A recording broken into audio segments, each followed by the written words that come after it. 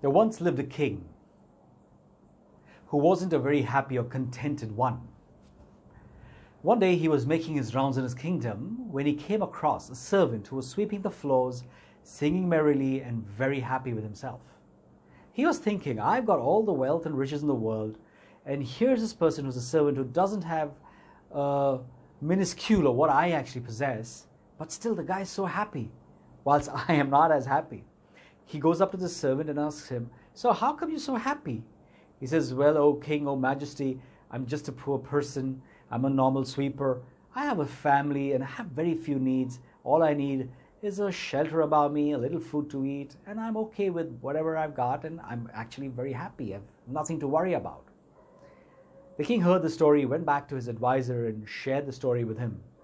Advisor heard the story about what the king, in terms of how he felt versus what he saw in that servant. And he told the king, Majesty, the servant has not yet joined the 99 Club. What is the 99 Club, advisor? He says, sir, it'll make very clear for you if you just keep about 99 coins of gold at his doorstep, and you'll see for yourself what the club is all about. And so that's exactly what was done. A bag filled with 99 gold coins was placed in front of this person's house, the servant's house, monitored by the people of the king. And so he comes out and sees on his doorstep, he's got these 99 gold coins. He counts them. He says, 99 gold coins. Must be a mistake in my counting because nobody's going to leave 99 for me. They would leave 100. So he recounts it. It's 99. He counts it again, 99. And now he starts saying, oh my God, now I need to do something to ensure that I have 100 gold coins. So now he starts working much harder. He stops singing while he's working because now his focus is not on enjoying what he was doing, but it's all on getting that one extra coin. When he gets back home, he would be grumpy. He would be so irritated because he didn't still get himself to that space of an extra coin. And if he would try and explain things and get support from his family, and if he didn't get it, he would get very irritated with them.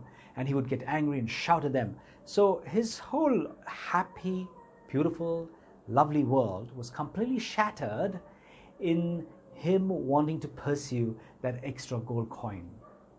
News reached the king, and the king understood and said, oh yes, I can see what the 99 Club does to a person. What happens? We believe that we need a certain amount to keep us going. We reach that space, and for some reason, we'll probably see somewhere else, or we start getting a little bit more greedy, but we still need that one extra bit before we think we've actually got it all. We get that one extra bit, and then we see something else. We want to have a small bit more, and a bit more, and a bit more. And that bit more bites away into time and life. So friends, what I'm not suggesting is that money is not important in life. What I'm suggesting is money is important in life, but it's not the only part of abundance in terms of wealth, which is the third aspect of what we all require besides a healthy body and a beautiful, strong, powerful mind. We need abundance of wealth. That, however, money is a portion of it, a small portion of wealth. What else is contained in wealth? 1, values that I have. 2, the purpose for which I'm over here and having clarity of it. 3, building the strengths that I have within me. I must have power to face things, the power to be able to accommodate when I need to accommodate, the power to withdraw, to be able to see things and yet not be affected, the power to be able to pack up very quickly things that are not required in my mind. So these are the powers which also form my wealth. Time is a huge amount of wealth. Doing things in the right time is very critical for us.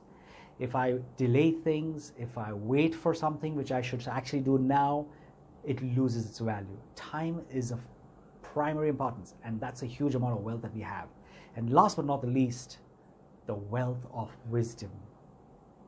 When I understand that it's the wisdom which supports me in learning how to gain all the other wealth and in terms of sustaining and spending, then I think I've really understood what abundance and wealth means. So I hope We've broadened our understanding of abundance of wealth. And as we are now moving forward in the lockdown, we are able to broaden ourselves and become better as we slowly emerge out and we start looking at the new beautiful self. Adios.